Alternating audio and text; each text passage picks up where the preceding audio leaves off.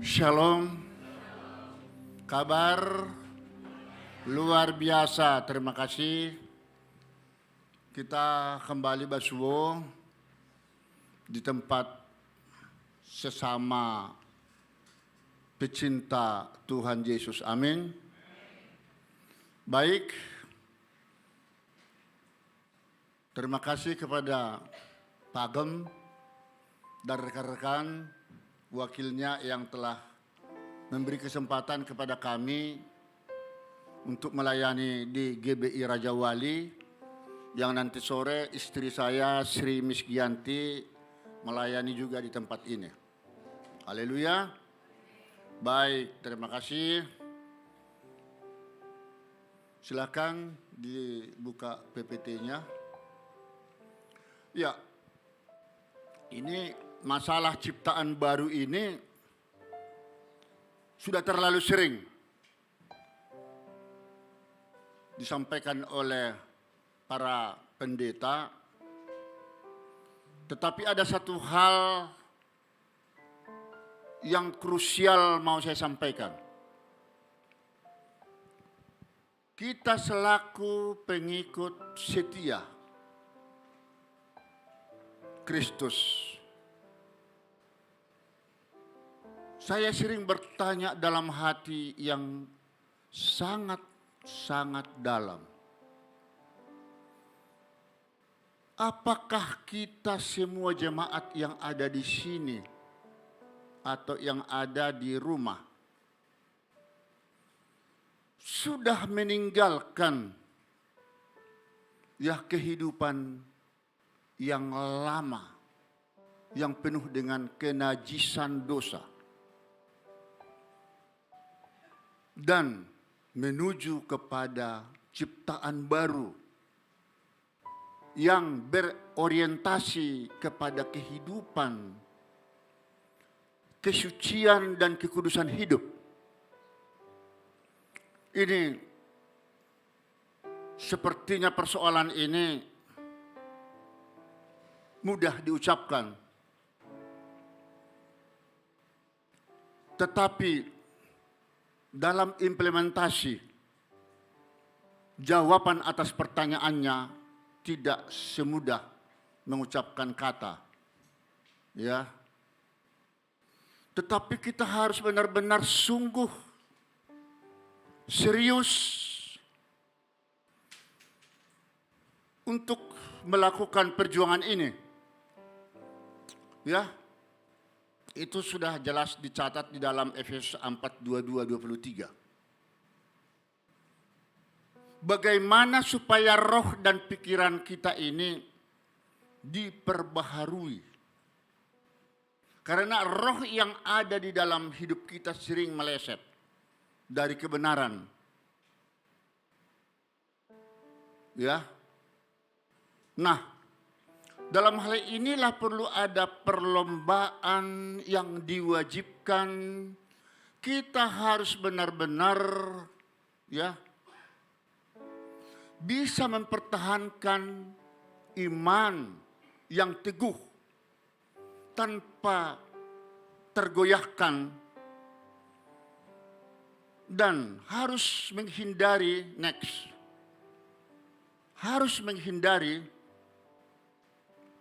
aliran atau ajaran-ajaran yang sesat, seperti yang diatur dalam Yudas 1 ayat 3 itu. Saya katakan aliran sesat. Ini banyak pelayan Kristus melesetkan firman Tuhan yang sebenarnya. Ini aliran sesat ini menjadi membuat kita berdosa. Bahkan ada yang pernah kita dengar ajaran sesat kan. Ini kalau dikaitkan dengan sistem peradilan negara kita, banyak pasal-pasalnya dipelesetkan. Ini harus dibedakan dengan firman Tuhan. Mungkin kalau sistem peradilan kita seperti yang diatur dalam kitab Undang-Undang Hukum Acara Pidana, seperti penyidikan yang dilakukan oleh Polri selama ini terhadap ex Jampitsus, Jaksa Agung Pidana Khusus, ya, ex Febri Ardiansyah. Itu sebenarnya sudah diatur mekanismenya menurut Kitab Undang-Undang Hukum Acara Pidana. Tapi lagi-lagi Jaksa Agung mengambil alih penyelidikan dan penyidikan itu yang mungkin tujuannya tadinya ingin bagaimana supaya menutupi persoalan, supaya jangan berkembang. Tetapi masyarakat sekarang semakin kritis. Nah, jadi begitu juga lah firman kebenaran Tuhan yang sering dipelesetkan oleh banyak orang. Ini tidak boleh. Iman percaya kita itu harus tetap bertahan. Tumbuh seperti tumbuhan ini. Harus dipupuk, disiram supaya tidak mati. Iman, kebenaran yang ada pada diri Bapak Ibu Saudaraku pun ini harus dipelihara, diasah supaya tajam terus menuju kebenaran. Amin. Ya itu. Dan itu proses pertumbuhannya harus betul-betul merupakan satu perjuangan. Makanya ketika saudara sebagai ciptaan baru yang sesungguhnya bisa meninggalkan masa silam, tetapi tidak bisa saudara lakukan. Percumalah saudara dan saya beribadah setiap saat. Percumalah kita berdoa setiap saat. Melayani setiap saat. Sementara kita sendiri sesungguhnya masih ada kekotoran hati dan pikiran. Ini bahaya. Ini sungguh-sungguh kita harus sekarang ditantang untuk menjadi orang suci, orang kudus. Namun, don't worry. Jangan khawatir, Bapak Ibu Saudaraku. Pintu itu belum ditutup rapat oleh Tuhan Yesus. Klik. Masih ada harapan untuk dibuka. Asalkan kita mau. Ya. Di sini pada tahapan ini Tuhan Yesus sedang mengevaluasi, menguji keteguhan iman kita. Apakah kita masih labil, tidak konsisten, atau masih berbuat serong? Ya. Supaya diperhatikan itu. Nah, apabila full percaya kita menyerahkan seluruh hidup kita bahwa sesungguhnya bukan rencanamu, tapi rencanaku, kata Tuhan. Dan di sini ketika kita berjuang untuk mempertahankan iman yang kokoh itu, kalaupun dikatakan ketuklah pintu itu, dibuka, tidak cukup sekali. Carilah supaya dapat, tidak cukup sekali. Harus tekun, continue. Mencari Tuhan itu, mengetuk pintu itu. Kalau tidak itu ditutup, tidak akan dibuka. Paham saudaraku? Nah, makanya ketika kita meminta sesuatu kepada Tuhan, kok tidak dijawab? Itu kan menurut keinginanmu. Menurut keinginan kita. Tuhan tidak mau rupanya. Berdasarkan keinginan kita. Karena rancanganmu bukan rancanganku. Tadi juga di perikop yang pertama ada saya lihat di depan, ya, waktu permulaan.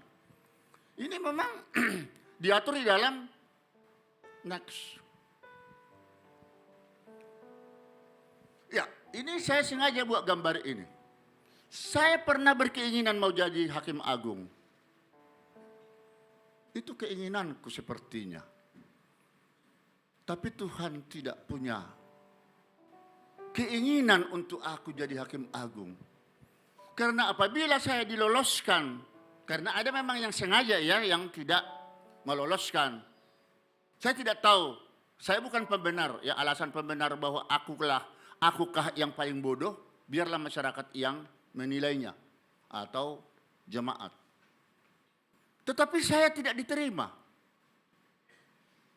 Menurut saya setelah saya berkonsultasi dengan Tuhan Yesus, ini sepertinya kalau saya jadi hakim agung, pastilah akan lebih fokus kayak dengan pekerjaan.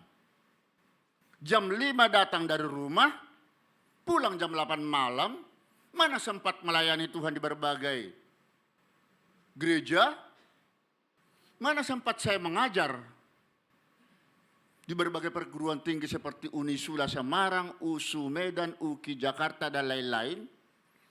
Apalagi mana mungkin saya menjadi narasumber di berbagai TV nasional yang kerap diundang sebagai narasumber untuk memprotes, mengkritisi putusan-putusan hakim, karena hakim tidak boleh mengomentari putusan hakim.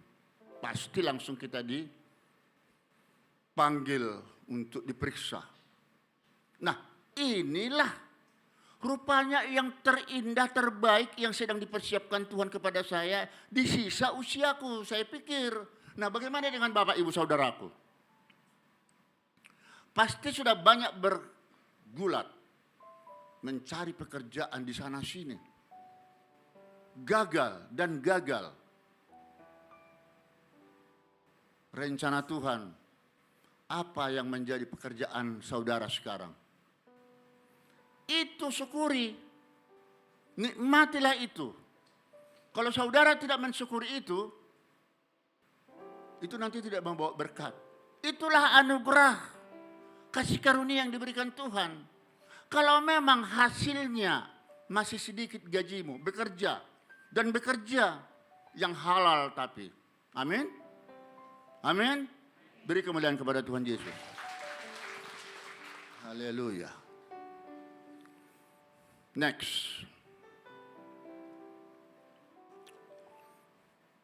Ya. Berbicara dengan pertobatan, berarti ada masalah yang sebelumnya Bapak, Ibu, dan saya lakukan supaya bertobat.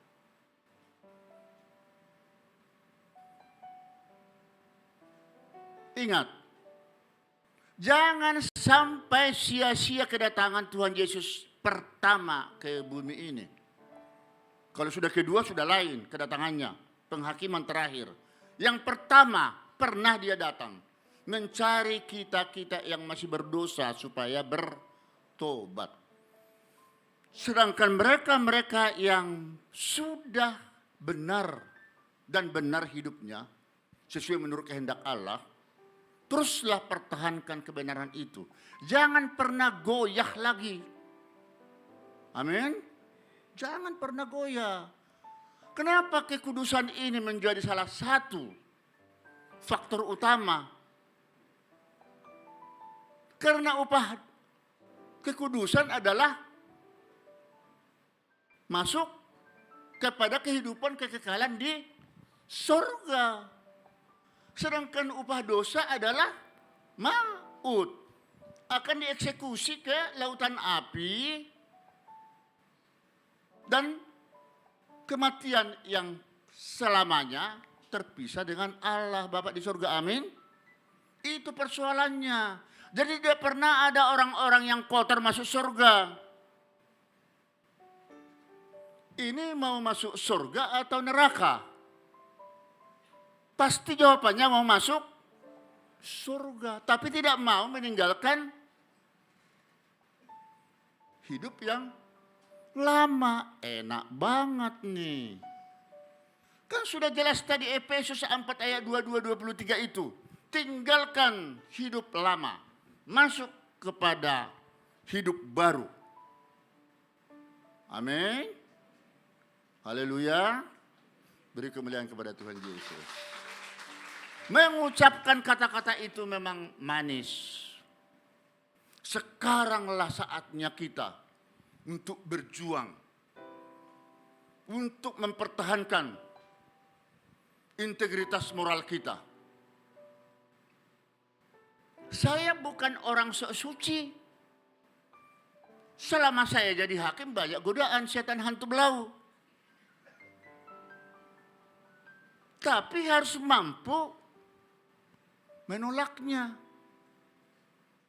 Sekarang Bapak Ibu Saudaraku pasti banyak hantunya, monster. Apakah di rumah? Ya kan? Di kantor, di pekerjaan, bahkan di gereja ini. Hanya mau ingin sok suci. Inilah pertanyaan demi pertanyaan yang sangat mendalam. Aduh.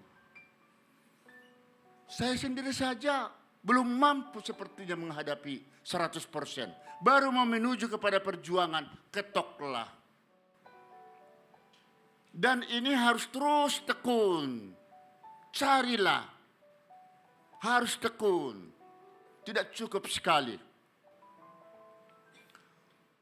Ya. Next. Ketika Tuhan memberi pengampunan, abolisi amnesti.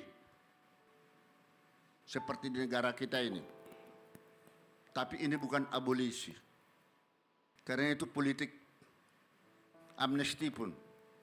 Itu intervensi. Tapi kalau ini Tuhan memberi pengampunan. Itu ketika saudara benar-benar sudah terproses, sudah pernah mungkin saya sampaikan di tempat ini. Ketika saudara pernah mengalami kehidupan yang tragis, katakan perekonomianmu yang hancur lebur. Katakan kesehatanmu yang juga sangat serius. Ya, hingga mengalami kematian, mau menghadap kematian. Termasuk rumah tangga yang porak-poranda. Hingga mengarah kepada perceraian. Tapi tiba-tiba itu dapat teratasi. Di sanalah kasih sayang Tuhan Yesus ada padamu. Ketika saudara itu sadar, baru merasakan tolong aku Tuhan. Aku salah selama ini. Pada saat itulah, seperti yang dicatat di dalam ayat Ibrani 12 ayat 6 itu. Tujuan Tuhan Yesus di sini hanyalah semata untuk mendidik, menghajar, mencuci otak saudara agar menjadi benar dan benar. Sungguhan. Ketika saudara sudah benar-benar menyadari itu dan tidak akan kembali ke penyakit lama, hidup yang lama yang penuh kenajisan itu, di sanalah terampuni dosa saudara. Amin. Ketika saudara sudah terampuni dosamu, nah, pada saat itulah saudara lega. Mati pun kita tak perlu takut lagi. Kalau sekarang banyak kita mati, takut. Saya sendiri aja jujur masih takut mati. Apalagi saudara. Loh, jujur. Karena masih dosaku belum selesai. Pelayananku pun belum selesai. Coba kalau kita sudah mati hari ini juga atau nanti malam. Dosamu kan belum selesai diampuni. Sudah. Wahyu 20 ayat 15 terjadi pada kita semua. Dieksekusi ke lautan api. Terpisah untuk selamanya dengan Allah. Nah, agar ya saudara mampu mempertahankan kehidupan kerohanian yang suci dan kudus itu, ada obat yang mujarab. Next. Peganglah dengan erat. Jangan lepaskan. Roh Kudus yang sudah pernah berdiam, bahkan sekarang berdiam di dalam tubuhmu. Jangan lepaskan lagi itu. Jangan abaikan. Selama ini kan kita sering melepaskannya, padahal itu Roh Kudus ada di dalam hidup kita. Itulah yang mampu mempertahankan ya ciptaan baru itu. Kemanapun kita melangkah, mau berangkat, mau melakukan perbuatan-perbuatan macam-macam. Kalau sifatnya itu melanggar dosa, pasti ada larangan, warning, peringatan. Jangan lakukan. Lakukanlah. Ini dosa ini. Ini monster, hantu. Bukan warna hijau, belau. Lakukanlah. Mana lebih berat? Lakukan, jangan. Lakukan, jangan. Biasanya, kalau kami di pengadilan menanyakan hal itu, akhirnya Pak Hakim, lakukanlah, dia bilang, jadilah dia membunuh. Ya sudah, iblis menerkam, Roh Kudus dihilangkan, ditinggalkan. Nah inilah, kalau bahasa kami di sana, sikama barbar. Ada yang tahu itu artinya? Saya tidak tahu artinya. Tapi itu repot pokoknya.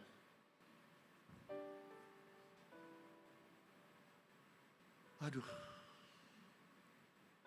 Jadi manusia-manusia yang bejat, yang berdosa itu pun sebenarnya, dia melakukan kesalahan ketika itu lupa diri. Lupa saat itu. Karena dia kemasukan hantu belau, setan. Tapi seketika itu, kok bisa ya seketika itu kita ditembus oleh setan? Bukankah Tuhan itu kudus? Tidak pernah Tuhan mengatakan, kotorlah kamu mengikuti saya. Tidak. Kuduslah kamu sebab aku kudus. Be holy for I am holy. Tanpa saudara kudus, tidak bisa ikut saya. Kalau kotor tidak bisa. Makanya saya katakan tadi, upah dosa langsung dicampakkan ke lautan bebas, terpisah dengan Allah. Sedangkan kekudusan kita inilah yang menghantar kita ke surga. Amin. Ini singkat ini firman saya. Sepertinya sudah hampir selesai. Nah, ada orang berpikir sesat. Ini, kalau saya sudah mati, tak akan tahu lagi. Akhirnya dia sebebasnya melakukan berbagai kejahatan atau perbuatan apapun itu. Next. Perlu dicatat. Ya. Ini tadi sudah ini. Next lagi. Karena ini terakhir. Perlu dicatat. Ketika Bapak, Ibu, Saudara dan saya mati, bukan berarti sudah selesai hutangmu. Saudara juga akan dihakimi. Di mana? Di tahta pengadilan Kristus. Jadi kalau sampai ada orang berpikir, kalau saya mati nanti tidak akan tahu menahu lagi. Biarin. Ini sesat. Janganlah berpikir begitu. Hidup atau mati saudara dan saya pun tetap akan diadili. Kalau begitu, tak ada alasan bagi kita tidak berbuat baik. Amin. Harus. Kecuali saudara masuk ke api neraka atau ke lautan bebas pun terpisah saya dengan Allah, tidak apa-apa. Ya sudah. Gak usah ke gereja sekarang. Gak usah berdoa lagi. Capek. Menjadi orang brutal sana. Lalu ditangkap. Ditahan. Dipenjara di sana gratis makanan. Tapi dikawal. Makan ikan gereh. Iya kan? Coba, ini keras. Ini firman Tuhan. Jadi jangan coba-coba ada yang bandel lagi. Amin. Harus tetap tertulis namamu dan namaku di kehidupan Tuhan. Berilah, mintalah kesempatan supaya namamu ditulis di dalam kitab kehidupan Kristus. Jangan sampai tidak tercatat. Amin. Seperti lagu ini. beri aku.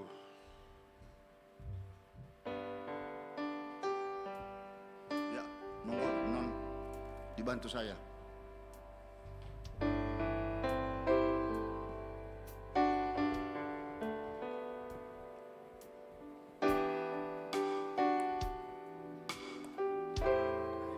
Tes.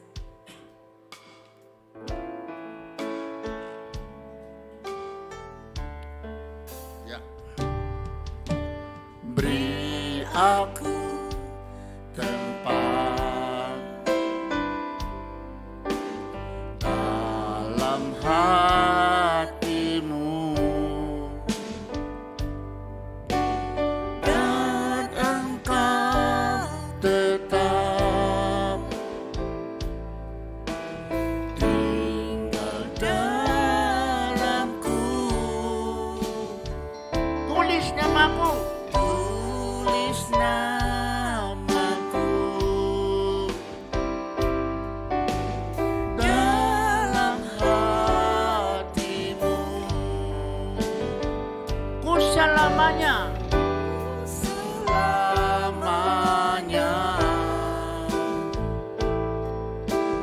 di hadiratmu.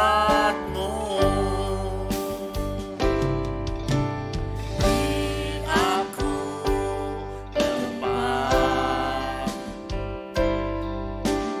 dalam hatimu. Amin. Tulis namaku. Dan engkau tetap tinggal dalamku. Tulis namaku dalam hatimu. Ku selamanya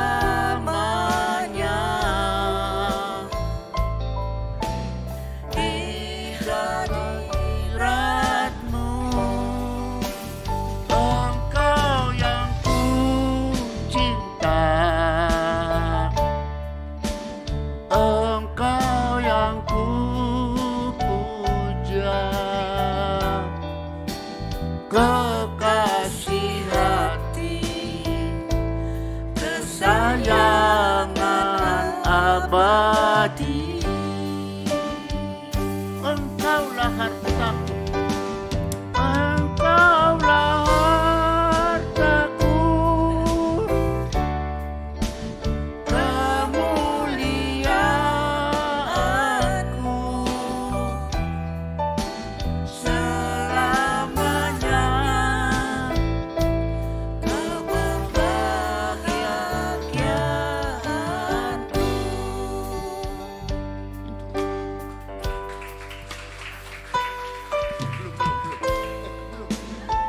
Baru intro.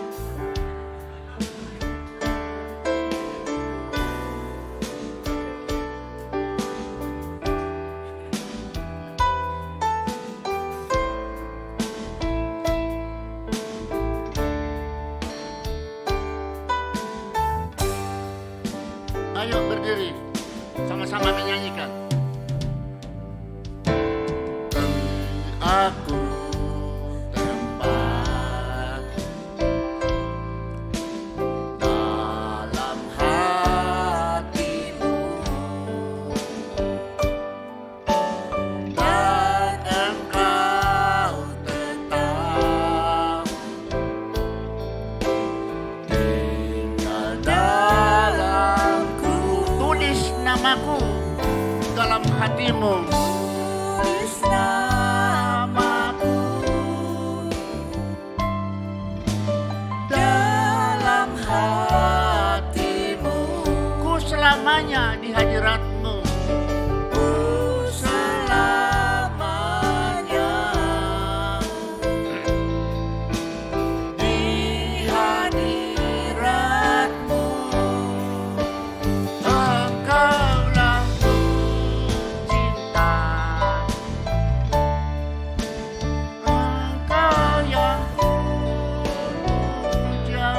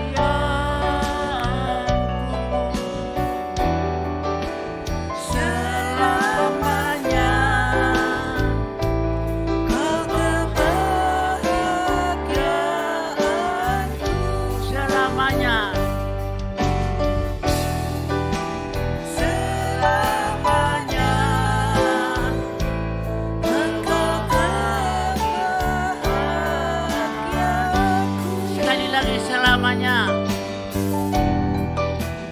Selamanya kau kebahagiaanku. Haleluya. Terima kasih. Mari kita tundukkan hati dan pikiran kita. Terima kasih Bapa di sorga. Walaupun singkat firman kebenaran yang hamba sampaikan, tapi implementasinya, penjabarannya cukup panjang Tuhan untuk kami renungkan dan kami lakukan dalam kehidupan kami. Biarlah kami benar-benar menjadi anak yang suci dan kudus di hadapan Tuhan, yang tidak pernah melukai hati dan pikiran Tuhan termasuk sesama, agar akhirnya kami tercatat, tertulis di dalam kitab kehidupan Tuhan. Berkatilah Tuhan gerejamu di tempat ini. Berikut gembala-gembala sidang jemaat terkasih. Mereka bisa menggembalakan gereja ini tidak mudah Tuhan. Membutuhkan satu peran serta kerjasama yang solid, yang baik. Berbagai komsel dan diakonia saya lihat sudah bagus di tempat ini. Tutup bungkuslah itu di dalam nama Roh Kudus-Mu, sehingga gereja yang masih muda belia ini terus berkembang, maju pesat, membawa jiwa-jiwa untuk masuk kepada kekekalan hidup di surga. Seluruh jemaat terkasih yang ada di tempat ini, berbagai persoalan hidupnya Engkau sudah tahu Tuhan. Yang penting dia tidak memaksa Engkau lagi, tetapi menunggu hasil rencana yang indah daripada Tuhan. Kalau mereka sudah menjadi anak-anak kesukaan dan pilihan Tuhan, tanpa diminta pun Tuhan akan menghadirkan berkat-berkat yang luar biasa di dalam kehidupan, baik rumah tangga, perekonomian, dan sakit penyakitnya menjadi sembuh. Oh haleluya. Begitu juga para jemaat kami yang menonton di live streaming juga diberkati Tuhan, kami semua. Hanya di dalam nama Tuhan Yesus Kristus. Bagi kita yang sudah diurapi Yesus, pagi hari ini mari sama-sama mengatakan amin. Terima kasih, silakan duduk Bapak Ibu Saudaraku. Puji Tuhan, mari siapkan hati kita, kita mau masuk di dalam perjamuan kudus.